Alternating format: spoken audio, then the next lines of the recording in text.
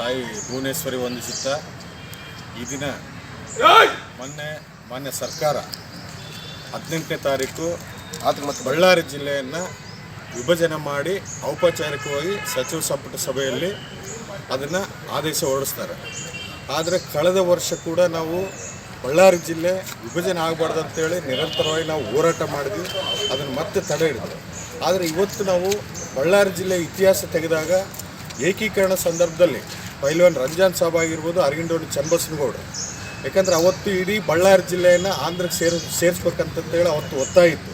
ಆದರೆ ಅಂದಿನ ದಿನಗಳಲ್ಲಿ ನಿರಂತರವಾಗಿ ಹೋರಾಟ ಮಾಡಿದಂಥ ಪೈಲ್ವಾನ್ ರಂಜಾನ್ ಸಾಬು ಅವತ್ತು ಆ್ಯಸಿಡ್ ದಾಳಿಯಲ್ಲಿ ಅವರು ಹುತಾತ್ಮರಾಗ್ತಾರೆ. ಅದರ ಜೊತೆಗೆ ಅರಗಿಂಡೋಳಿ ಚನ್ನಬಸನಗೌಡರು ಮತ್ತು ತೆಲುಗಿನವರು ಆದಂಥ ರಂಗಪ್ಪನವರು ಅವರಿಬ್ಬರು ಚುನಾವಣೆಯಲ್ಲಿ ನಿಂತ್ಕೊಂಡಾಗ ಅದರಲ್ಲಿ 666 ವೋಟ್ಗಳಲ್ಲಿ ಅರಗಿಂಡೋಳಿ ಚನ್ನಬಸನಗೌಡರು ಗೆದ್ದಂಥ ಸಂದರ್ಭದಲ್ಲಿ ಅವತ್ತಿನ ದಿನ ನಮ್ಮ ಬಳ್ಳಾರಿ ಜಿಲ್ಲೆಯು ಕರ್ನಾಟಕಕ್ಕೆ ಸೇರ್ಪಡಾಗುತ್ತೆ. ಇಂಥ ಒಂದು ಇತಿಹಾಸ ಇರುವಂಥ ವಿಜಯನಗರ ಸಾಮ್ರಾಜ್ಯದ ಇತಿಹಾಸ ಇರುವಂಥ ಒಂದು ಬಳ್ಳಾರಿ ಜಿಲ್ಲೆಯನ್ನು ಇವತ್ತು ಏಕಾಏಕಿ ಯಾರನ್ನು ವಿಶ್ವಾಸಕ್ಕೆ ತೆಗೆದುಕೊಳ್ಳದೆ ಮಾನ್ಯ ಯಡಿಯೂರಪ್ಪನವರ ಸರ್ಕಾರ ಇವತ್ತೇನವ್ರು ಕೇವಲ ಅವ್ರು ನಿಜವಾಗ್ಲೂ ಯಡಿಯೂರಪ್ಪನವ್ರು ನೆನೆಸ್ಕೋಬೇಕಾಗಿರೋದು ಬಳ್ಳಾರಿ ಜಿಲ್ಲೆಯನ್ನು. ಯಾಕಂದರೆ ಬಳ್ಳಾರಿ ಜಿಲ್ಲೆಯಲ್ಲಿ ಅವತ್ತೇನು ಅವ್ರು ರಾಜೀನಾಮೆ ಕೊಟ್ಟ ಮೇಲೆ ಅವ್ರು ಮತ್ತೆ ಮುಖ್ಯಮಂತ್ರಿ ಆಗಿದ್ದಾರೆ. ಅದಕ್ಕಿಂತ ಹಿಂದೆ ಕೂಡ ಅದೇ ರೆಡ್ಡಿ ಬ್ರದರ್ಸ್ನಿಂದ ಕೂಡ ಇವತ್ತು ಅವರು ಮುಖ್ಯಮಂತ್ರಿ ಆದರೆ ಅವ್ರು ಇವತ್ತು ಕೊಟ್ಟಂಥ ಒಂದು ಕೊಡುಗೆ ಏನಂದರೆ ಬಳ್ಳಾರಿ ಜಿಲ್ಲೆಯನ್ನೇ ಒಡೆದಂಥದ್ದು ಒಂದು ಇತಿಹಾಸ. ಯಾಕಂದರೆ ಅವರು ಇವತ್ತೇನು ತಮ್ಮ ಒಂದು ಸ್ವಾರ್ಥಕ್ಕೆ ಕೇವಲ ಒಬ್ಬ ಶಾಸಕ ಆನಂದ್ ಸಿಂಗ್ಗೋಸ್ಕರ ಇವತ್ತೇನು ಬಳ್ಳಾರಿ ಜಿಲ್ಲೆಯನ್ನು ಒಡೆದಿದ್ದಾರಲ್ಲ, ನಿಜವಾಗ್ಲೂ ಅವ್ರು ನಾವು ಖಂಡಿಸ್ತಾ ಇದ್ದೀವಿ. ಯಾಕಂದರೆ ಇವತ್ತು ನಮ್ಮ ಬಳ್ಳಾರಿ ಜಿಲ್ಲೆ ಈಗ ಅವರು ಒಡೆದ 2 ಜಿಲ್ಲೆ ಮಾಡೋದಕ್ಕೋಸ್ಕರ ಇವತ್ತು ನಾವು ಏನು ಆಂಧ್ರಕ್ಕೂ ಸೇರಿಸೋಂಥ ಒಂದು ಸಂದರ್ಭದಲ್ಲಿ ಇವತ್ತೇನು ನೀವು 2 ಜಿಲ್ಲೆಯನ್ನು ಮಾಡಿದ್ರಿ. ಆದರೆ ನಮ್ಗೆ ಇವತ್ತೇನು ಎಲ್ಲ ಬರಡು ಇವತ್ತು ಹಂಪಿ ಆಗಿರ್ಬೋದು, TB ಡ್ಯಾಮ್, ತುಂಗಭದ್ರಾ ಜಲಾಶಯ ಇವೆಲ್ಲ ಆ ಕಡೆ ಹೋದಾಗ ನಮ್ಗೆ ಇನ್ನೇನು ಇರ್ತಿಲ್ಲ.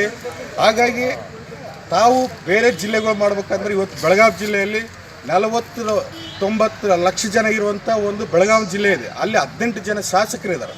ಆದರೆ ಅದು ಕಳೆದ ಸುಮಾರು ವರ್ಷಗಳಿಂದ ಚಿಕ್ಕೋಡಿ ಜಿಲ್ಲೆ ಆಗ್ಬೇಕಂತೇಳಿ ಅಲ್ಲಿ ಹೋರಾಟ ಮಾಡ್ತಾಯಿದ್ರೆ, ಆದರೆ ಅದನ್ನು ಯಾವುದೂ ತಲೆ ಕೆಡಿಸ್ಕೊಳ್ಳೋದಿಲ್ಲ. ತಮ್ಮ ಸ್ವಾರ್ಥಕ್ಕೆ ಇವತ್ತೇನು ಅವ್ರು ಆನಂದ್ ಸಿಂಗ್ ಹೇಳ್ಯಾರಂತೇಳಿ ಅವ್ರು ಆನಂದ್ ಸಿಂಗ್ ಲಾಸ್ಟ್ ಟೈಮ್ ಅವ್ರು ರಾಜೀನಾಮೆ ಕೊಡ್ಬೇಕಾದ್ರೆ ಒಂದು ಮಾತು ಹೇಳಿದ್ರು, ಜಿಂದಾಲ್ ಸಂಸ್ಥೆಯಲ್ಲಿ ಸ್ಥಳೀಯ ಕನ್ನಡಿಗರಿಗೆ ಯಾವುದೇ ರೀತಿಯಿಂದ ಅಲ್ಲಿ ಉದ್ಯೋಗ ಅವಕಾಶ ಕೊಡ್ತಾ ಇಲ್ಲ, ಆ ವಿಚಾರವಾಗಿ ನಾನು ರಾಜೀನಾಮೆ ಕೊಟ್ಟಿದ್ದೀನಿ ಅಂತ ಹೇಳಿದ್ರು.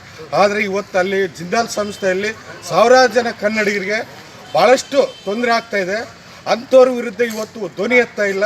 ಮೊನ್ನೆ ಕರೋನಾ ಸಂದರ್ಭದಲ್ಲಿ ಕೂಡ ಇಡೀ ಜಿಂದಾಲ್ ಸಂಸ್ಥೆಯಲ್ಲಿ ಇರುವಂಥ ಕನ್ನಡಿಗರಿಗೆ ಅನ್ಯಾಯ ಆಗ್ತಾಯಿದೆ.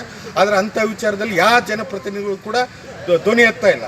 ಅದು ನಮ್ಮ ಹೋರಾಟಗಾರರು ಏನೋ ಧ್ವನಿ ಎತ್ತಿದಾಗ ಅದಕ್ಕೆ ಕೇಸ್ಗಳು ಇನ್ನೊಂದು ಆಗ್ತಾರೆ. ದಯವಿಟ್ಟು ನಾವು ಹೇಳ್ತಾ ಇದ್ದೀವಿ, ಅಖಂಡ ಜಿಲ್ಲೆಯಾಗಿ ಇರಬೇಕು.